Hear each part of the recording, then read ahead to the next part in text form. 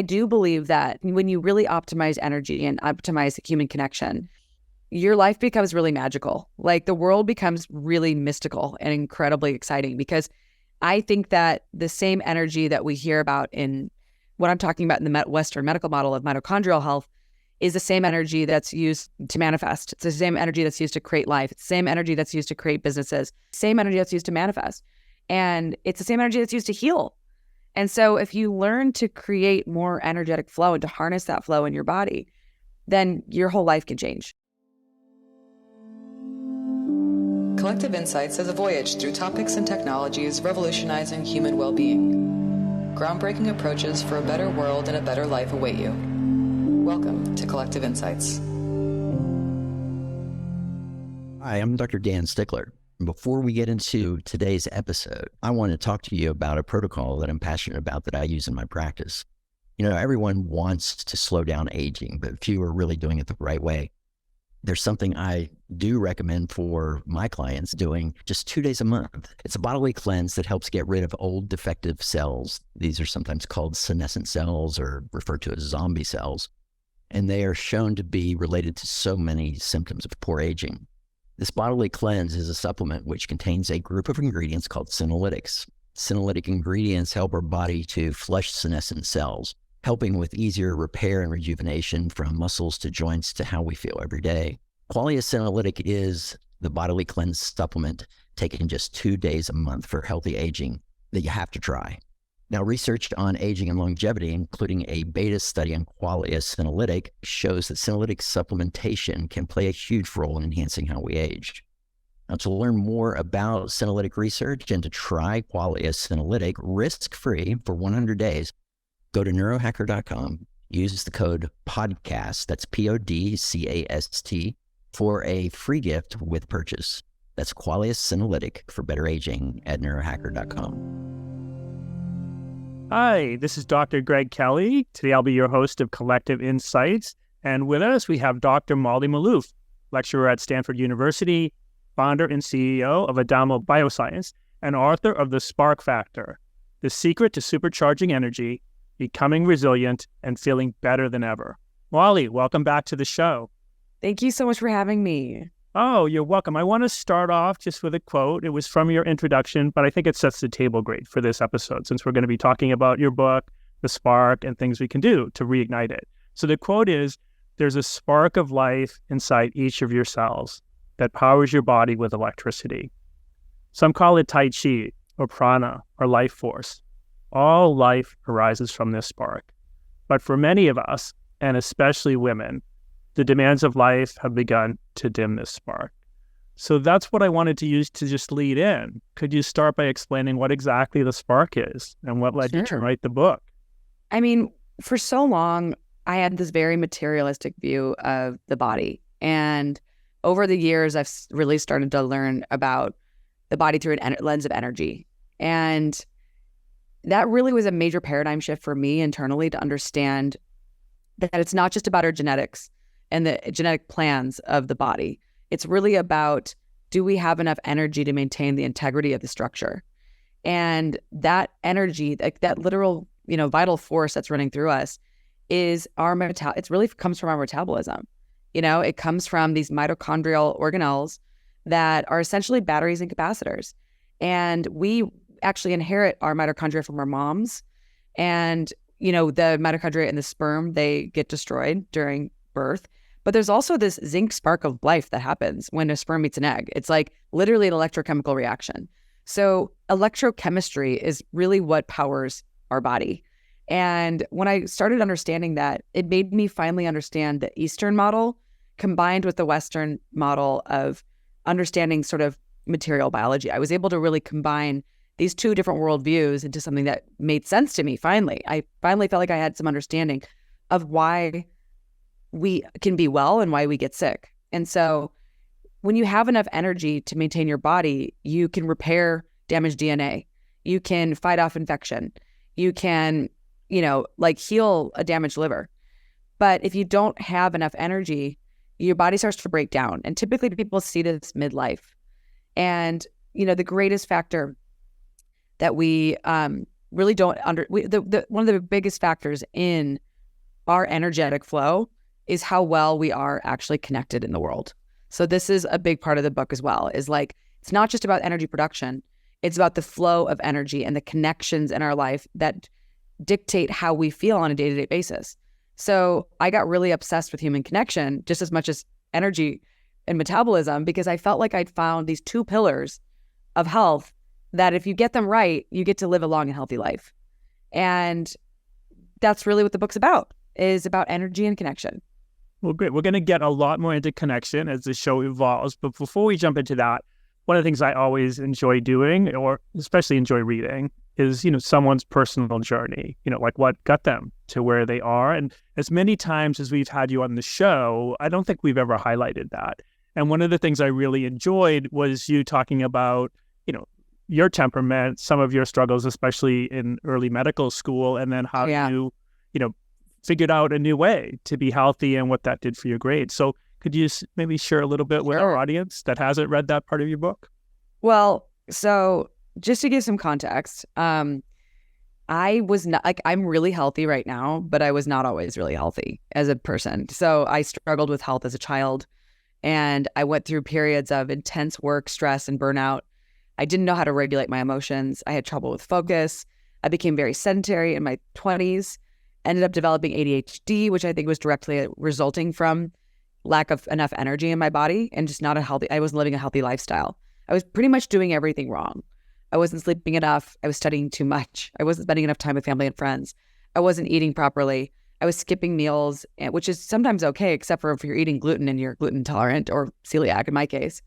And I wasn't exercising. So I was literally doing everything wrong when it comes to health, because I thought that that's what it took to succeed in medical school.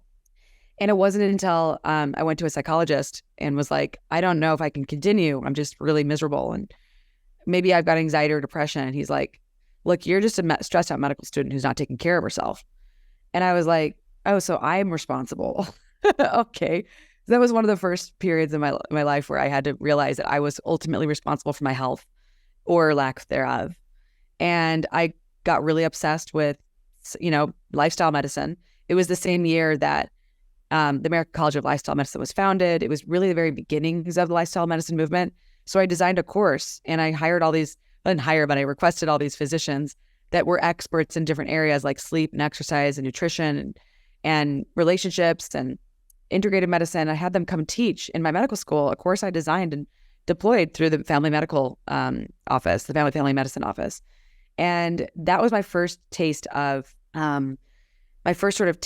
being in a educator role and a coordinator role. And I ended up winning a bunch of humanitarian awards because apparently medical students don't design medical classes, medical school classes.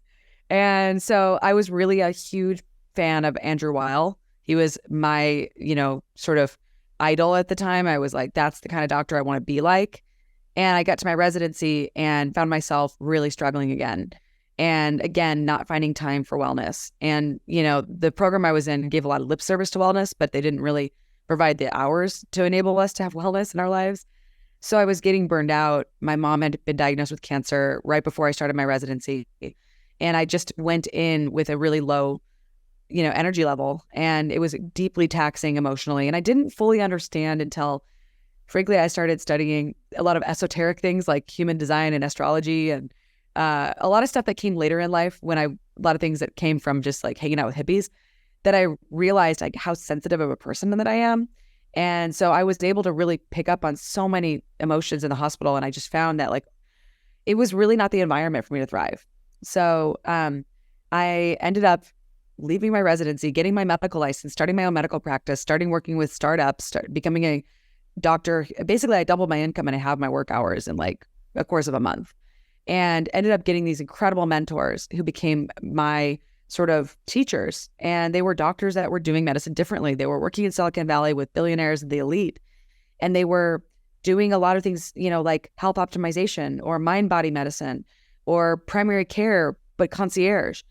And I was able to see all these different models of care that were not taught to me in medical school or residency. And I was just able to be in the right place at the right time and started a career both straddling technology and concierge medicine. And radically, I was asked to teach at Stanford, which was a school I didn't get into for medical school or residency. And I ended up teaching in the medical school a course on health span for 3 years before I moved to Austin. So it has been an incredible journey of just like, I really do believe that the emphasis and the investment in my health in the last 10 years of my life has led to me realizing unknown capacities that I never knew I even had. And I do believe that when you really optimize energy and optimize human connection, your life becomes really magical. Like the world becomes really mystical and incredibly exciting, because I think that the same energy that we hear about in what I'm talking about in the Western medical model of mitochondrial health is the same energy that's used to manifest. It's the same energy that's used to create life. It's the same energy that's used to create businesses. It's the same energy that's used to manifest. And it's the same energy that's used to heal. And so if you learn to create more energetic flow and to harness that flow in your body, then your whole life can change. And that's really what my career has been all about. When it's, just for the listeners, I just want to, in a sense, hold you out as an example of hope. No matter where you are now, there's a better place you can get to. But as you 100%. Point out in your book, like that is going to take some commitment, some time, some attention. Real commitment. I mean, I was chronically fatigued when I left my residency. I had just gotten a horrible viral infection. I was only able to work from my bed. I didn't move my body. I wasn't exercising. I was pretty debilitated from a viral infection and from burnout. And so that was me I can't remember what year it was. It was like 2012. So, like 2023. So it's 11 years ago. I was at my lowest point of health. And somehow in my gut was like, I need to dedicate my life to health. And it was not healthy. I was not healthy, but I was like, there may be doctors out there listening, and maybe they're struggling with burnout and they're feeling disenchanted with their lives and their practices. And they're wondering, what can they do differently? And just know that you don't have to be perfectly well to change your career. Like I changed my career because I wanted to get well and I wanted to help other people get well. And, now I have this dream life. And frankly, it just gets better and better every year. But I also, in the last few years, started realizing that it's not enough to manage the biological and the material. You have to address the psycho-spiritual. And that's when my practice started to really flourish and my clients were starting to get really healthy, was when I realized there's no element of disease that doesn't have an element of dis-ease. And, I really do believe that we don't fully understand this relationship, but it's the area that I'm most interested in examining is this relationship between the mind, body, and the spirit, and specifically the psycho-spiritual, and how that affects energy flow and resistance to flow and creates contraction in the body, and how healthy relationships give you energy. Like how wild is it that, I have a call with a friend today and she's like, man, whenever I talk to you, I just feel so energized. I feel like I have so much more energy. And it's like, well, I don't understand how this works either, but I'm very invested in figuring this out because I think human connection is such a hugely underappreciated facet of how we can get healthy. It's like change your relationships, you can change your life. Well, I mentioned to you before we started recording that my two favorite chapters in your book was the one on stress, which is towards the last section of the book, and then the very last chapter on connection. So I want to make time to definitely explore those.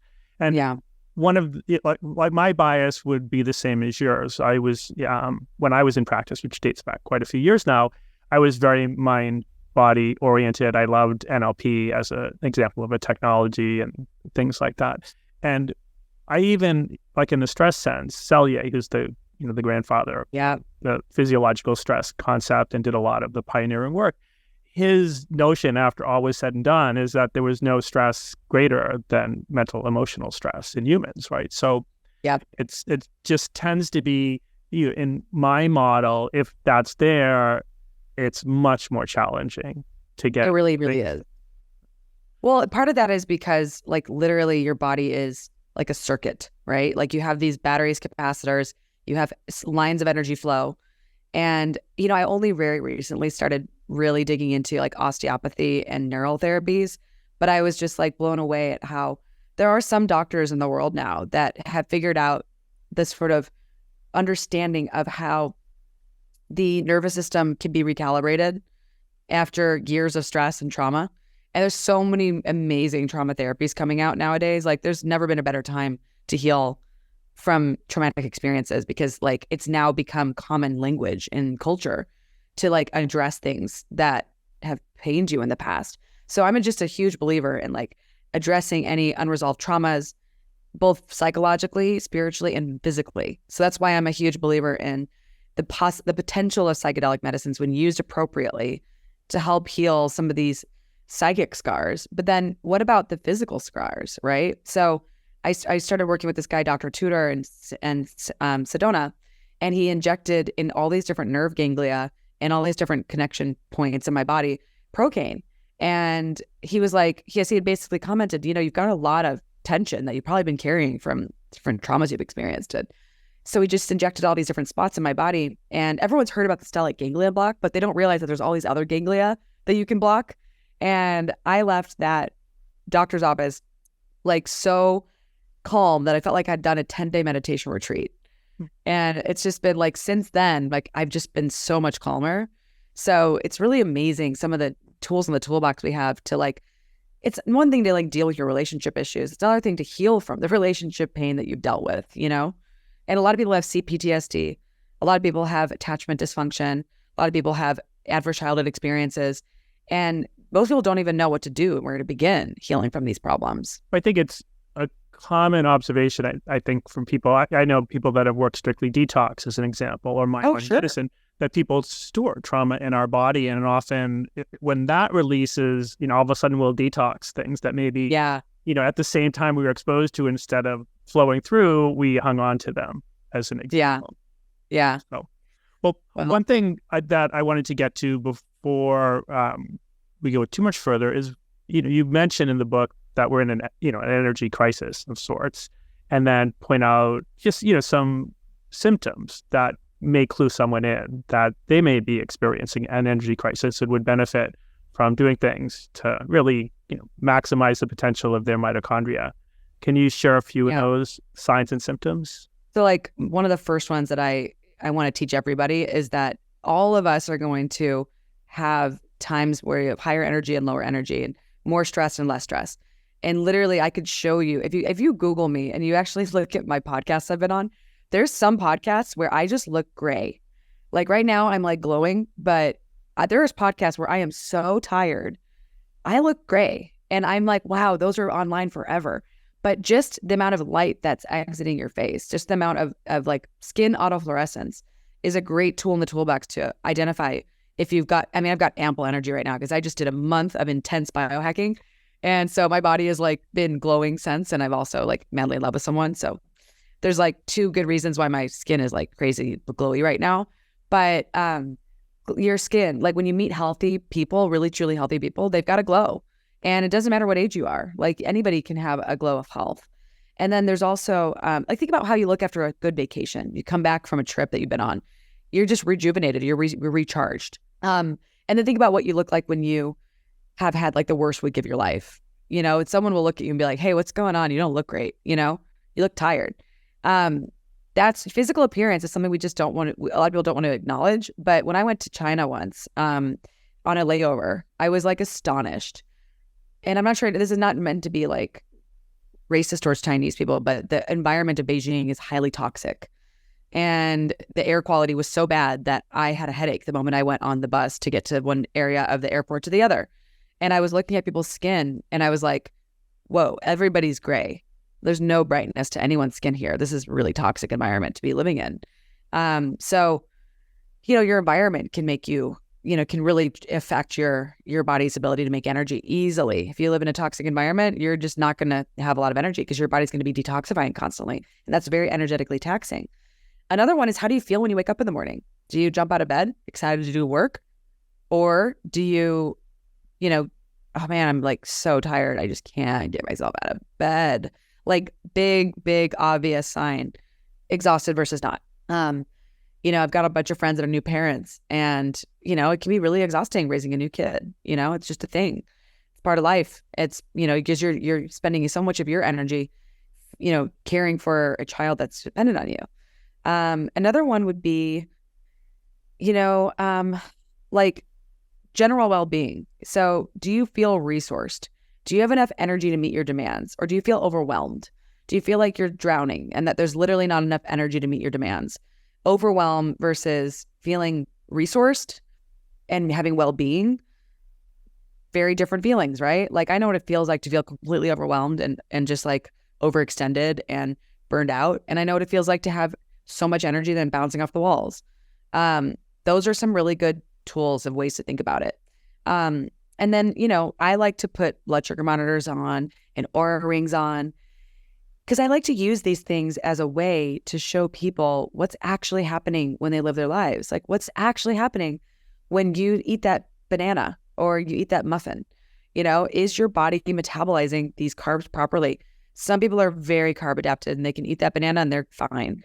Some people, maybe they have taxed their pancreas over many years and they have to be much more careful with the kind of food that they're consuming. So that's one big thing. For women in particular, I think that your menstrual cycle is very much a vital sign. So is your menstrual cycle really challenging you? If so, then there's probably some psychosocial stress that you're not addressing. Like, I really think that our menstrual cycles are a real important clue into our emotional regulation.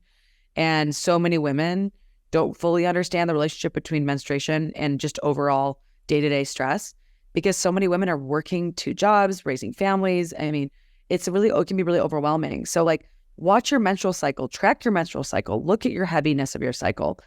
Ask yourself, is this healthy? Do I need to talk to a doctor? Do I really need to address anything in my life that could be causing me pain or causing me, excess flow?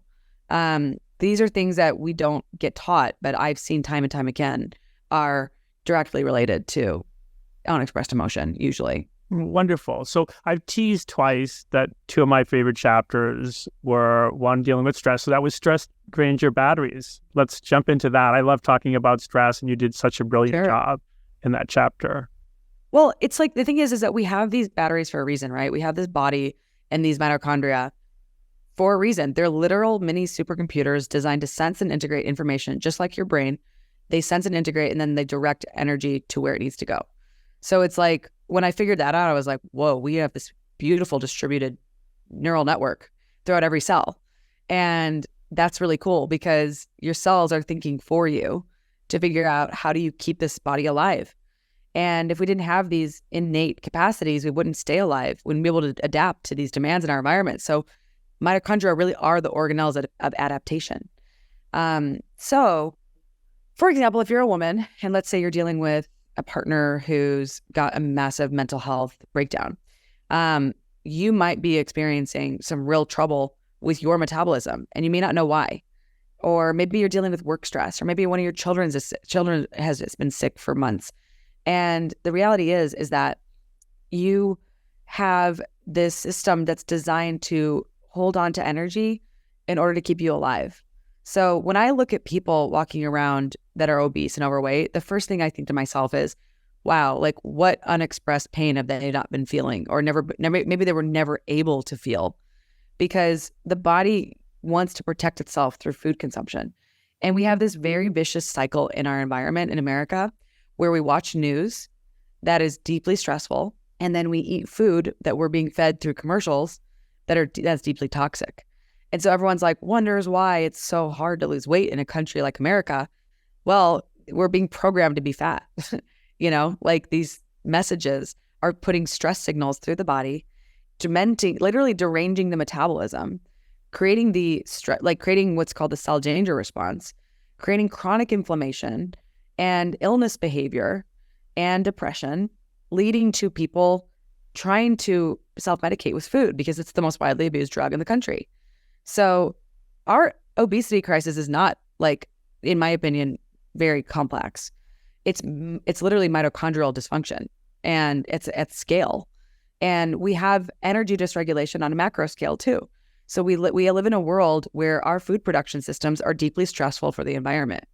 So now we have we have the same energetic problem on a macro scale and a micro scale. And it's like, when you see these patterns, you're like, wow, how interesting that humanity created so many problems for itself, And it's just so interesting to think about that way, because when you can get your nervous system calm and relaxed, and you can get into a parasympathetic state, and you can get your brain to believe that you're able to lose weight loss, and then you just choose the right foods and deal with emotional eating, which is really usually driven by unresolved pain, suffering, trauma, attachment dysfunction, relationship issues. If you can deal with all those things, then weight loss does become actually easy. But it does take an understanding of these drivers of weight gain that are largely, believe it or not, they can be in your control, but we just don't believe it because we're so conditioned that it's normal to watch the news and be stressed. It's normal to eat fast food and processed food. It's normal to shop at grocery stores that the 80% of the food is not edible. In my opinion, it's not food. It's just food-like products. So, this is, I don't know. I mean, I kind of like, the reason I kind of went to the metabolism is that I think when people think of stress, they think of like, oh, I'm just feeling really stressed out, but they're not relating it back to what's going on a metabolic level and on a mitochondrial level. When people think of weight loss, they think of exercising more and eating less. But so many people do that and they fail. So why? That's the question I had. It was like, why? Why do all these people fail or relapse? And it's like, ooh, it's the stress factor. It's the work environment. It's the relationship problems. It's the unresolved traumas that's actually running the show. And the burnout that so many people have felt, and the PTSD that so many doctors and other people are dealing with right now because of what's going on in culture and society. Well, I think when I wrote my book, and it's 10, 12 years ago now, one of the frames I had, because my book was on weight loss, shape, was just think in terms of the hypothalamus. It's the seat of what self-regulates all of our survival needs, right? Appetite, thirst or hydration, sex drive, but you could say connection and romance would have a lot that tie in with that. This stress, their body clock, and the way it always seemed to me. And I started working with overweight people in the Navy just because at the time I was one of the few officers in decent shape, and it was thankless, right? Like horrible work environment, sleep deprivation, shift work, lousy food, right? It was a no-win situation for many of those people. But the way it's always seemed to me is when any of those basic drives aren't met, the adaptation is generally the same. And it's appetite goes up. We by one of those core needs not being met, the most common adaptation is gaining weight. Functionally happens. Yeah, that makes total sense. Yeah. And I mean, it's maybe not 100% accurate, but it's really a useful way to look at it. So, yeah. And then I loved how you talked about the generalized unsafety theory of stress. I didn't know anything about that until reading your book. Oh, it's funny because I spoke with Stephen Porges at a dinner directly about this topic, and he was just like shaking his head at me. And this guy is like one of my heroes because he's the founder of polyvagal theory. And he actually didn't disagree with me.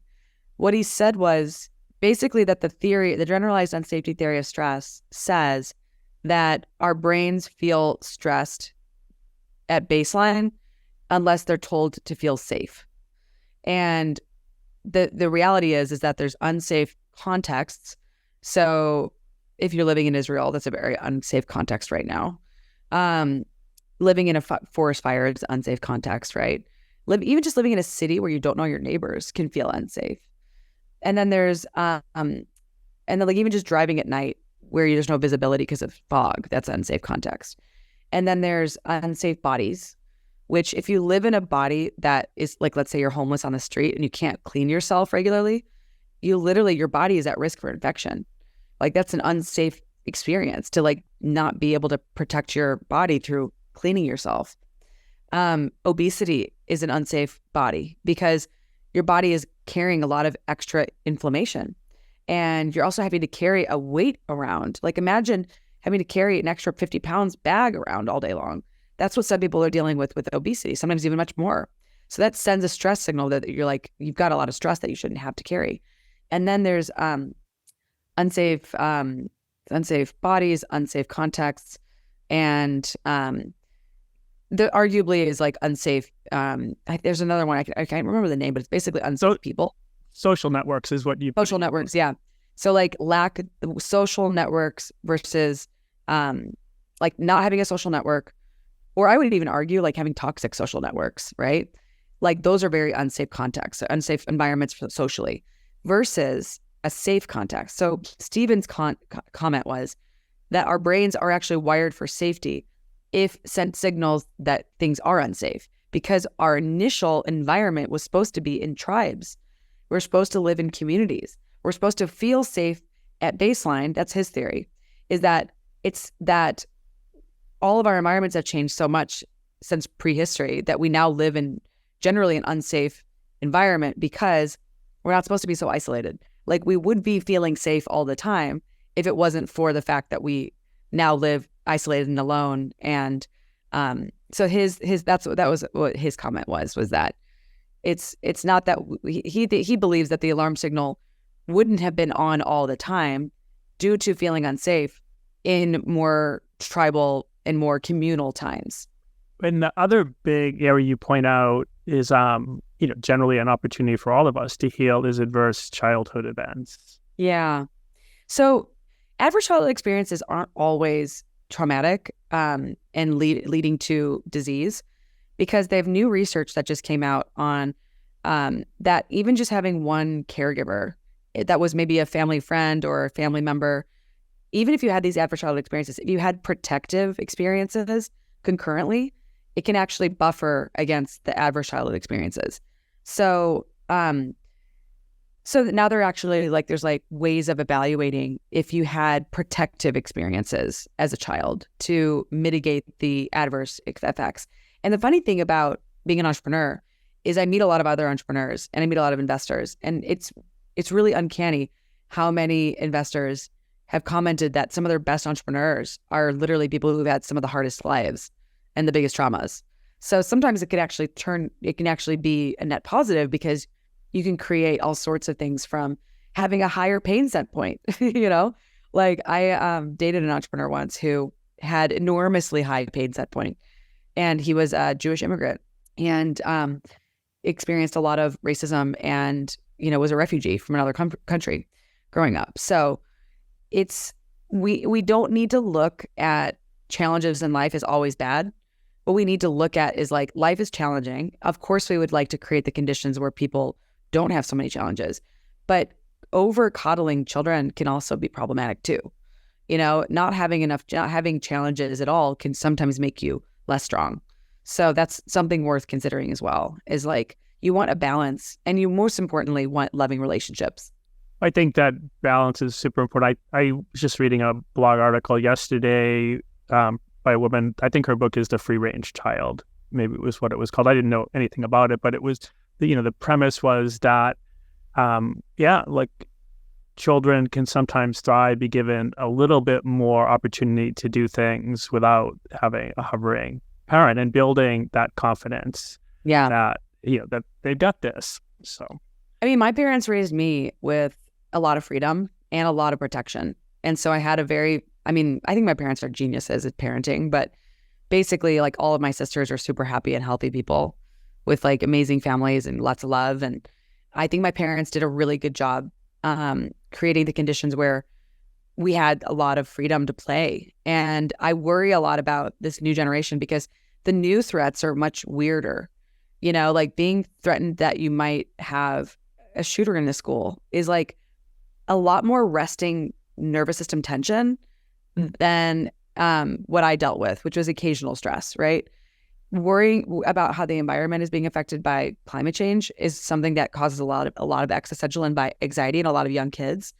And that's new too. And so I grew up in the 90s when everything was pretty golden. And so I do worry about kids these days, because it seems like these anxiety and depression levels are rising. And I think it could be a combination, and I know it's my personal belief, is that it's a combination of a bunch of different factors, but the big ones being parents working a lot more and having a lot less time with their kids. Pretty rampant gut dysfunction from a very chemically toxic food environment, and just way too much packaged processed foods. 60% of a child's diet is processed foods or fast food these days, which is just poisonous. And then on top of that, there's the just the amount of lack of social connection due to social media. So many kids are socially connecting only through their phones, which is just disconnected. It's just not the same thing as having human connection and human touch. And then the existential reasons, that are causing kids to worry. The fear that college may not be worth the money anymore. The fear of competitive work environments. The fear of AI taking jobs. There's a lot of things that kids have to worry about that I didn't have to worry about as a kid. So I do think that what's really exciting and interesting is like this huge drive in homeschooling. And so there's just like this massive shift in like parents wanting to homeschool their kids and creating these learning pods and chartering schools. And it's really fascinating to see how American population is adapting to all this change. And so I'm personally deeply optimistic for America because I have to be, otherwise I wouldn't stay here. But we got a lot of things to overcome. We got a lot of problems to solve, which, to me, I've always resonated with the word crisis is because in Chinese it means danger and opportunity.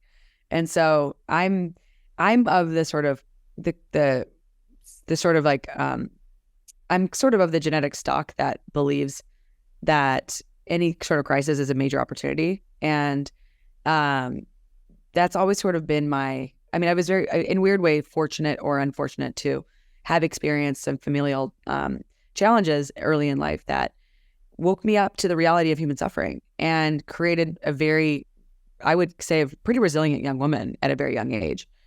So I definitely want people to understand when they read the book that, yes, of course, stress drains your batteries, but if you create a lifestyle and you create human connections around you that create resilience and create ample energy, you can handle a lot more than you realize. One of the things I just want to point out, like a frame for the audience. So when I listen to you speak, one of the ways I interpret things, there's what's happening, and then there's our stories, the stories we tell ourselves about what is happening. So you pointed out a lot of things that are happening, but then a really overwhelmingly positive story that you tell yourself about those things. Yeah. And that often can be the tipping point between those, causing our health to collapse and us thriving in more challenging circumstances. So I'm huge. I used to always feel like part of my job as a doctor was to listen to the stories my patients were telling me, and if nothing else, help them tell a better story.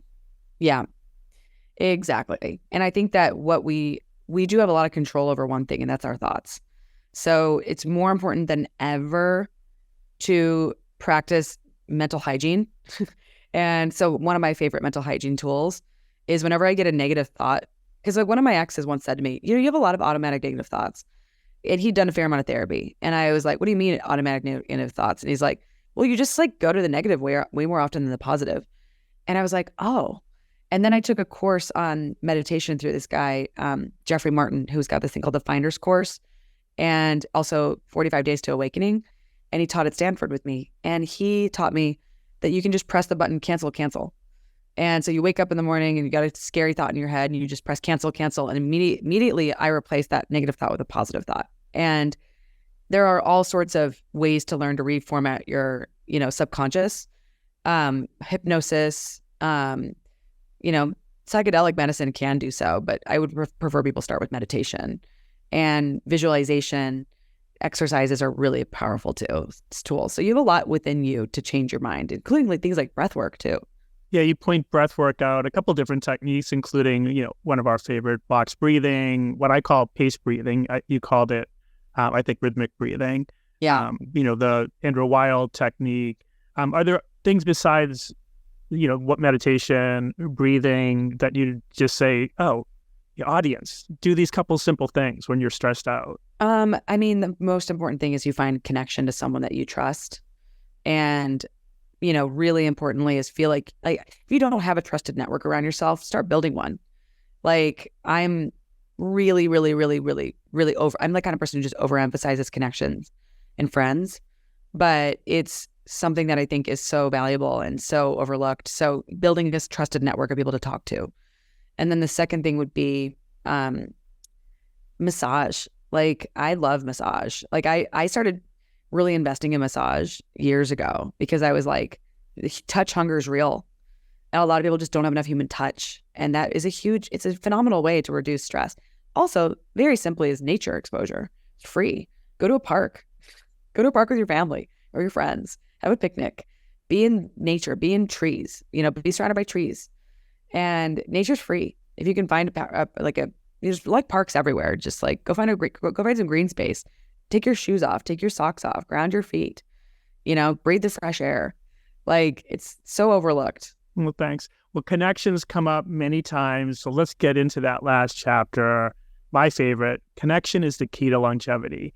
And I'm just going to start with a quote because I adored this. And it's, even if you ignore everything else I have told you in this book, if you work on this one single biohack, learning to love yourself, everything in your life will get easier.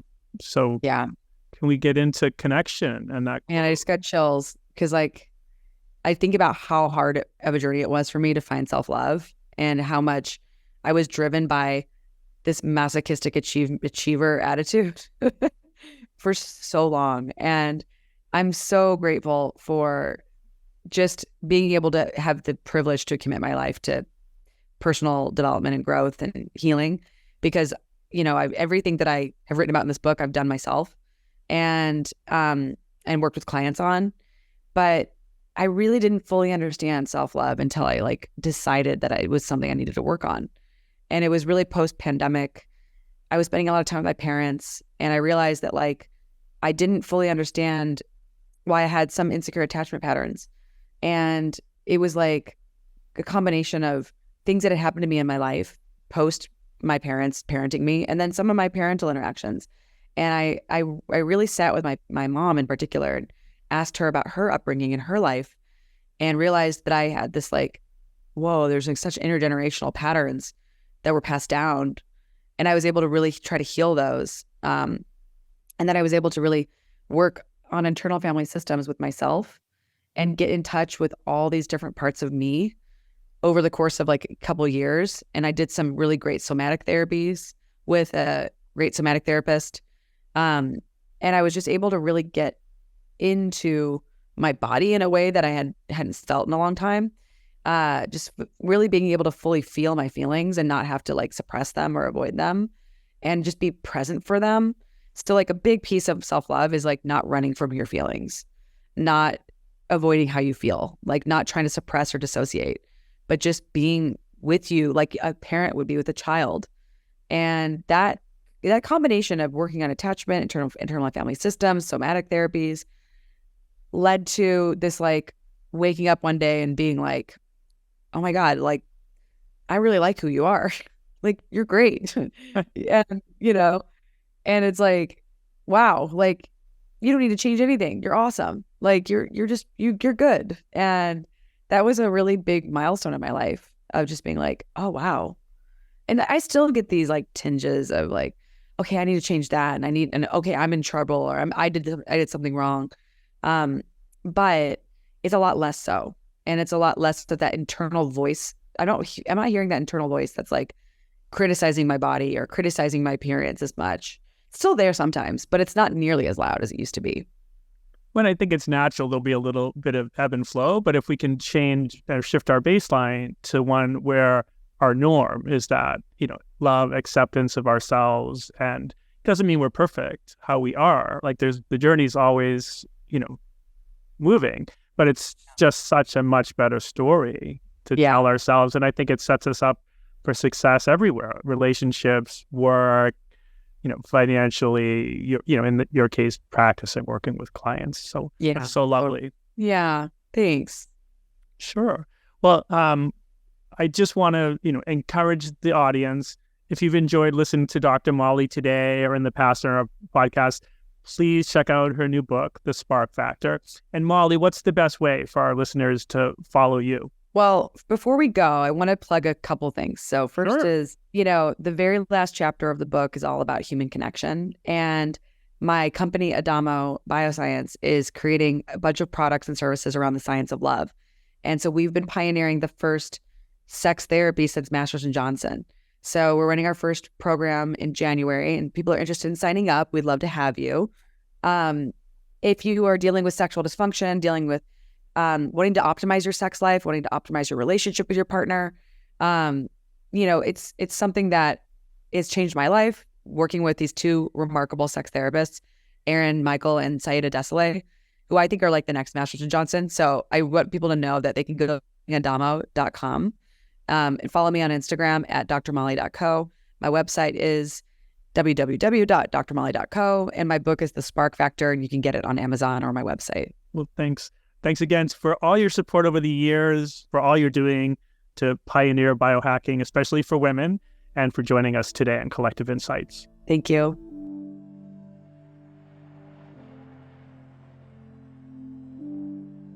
This podcast is for informational purposes only. The podcast is not intended as a substitute for professional medical advice, diagnosis, or treatment. You should not use the information on the podcast for diagnosing or treating a health problem or disease, or prescribing any medication or other treatment. Always seek the advice of your physician or other qualified health provider before taking any medication or nutritional, herbal, or homeopathic supplement, and with any questions you may have regarding a medical condition. Never disregard professional medical advice or delay in seeking it because of something you have heard on this or any other podcast. Reliance on the podcast is solely at your own risk.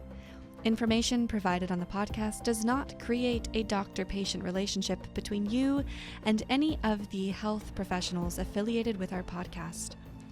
Information and statements regarding dietary supplements have not been evaluated by the Food and Drug Administration and are not intended to diagnose, treat, cure, or prevent any disease. Opinions of guests are their own, and this podcast does not endorse or accept responsibility for statements made by guests. This podcast does not make any representations or warranties about guest qualifications or credibility. Individuals on this podcast may have a direct or indirect financial interest in products or services referred to therein. If you think you have a medical problem, consult a licensed physician. This podcast is owned by Neurohacker Collective.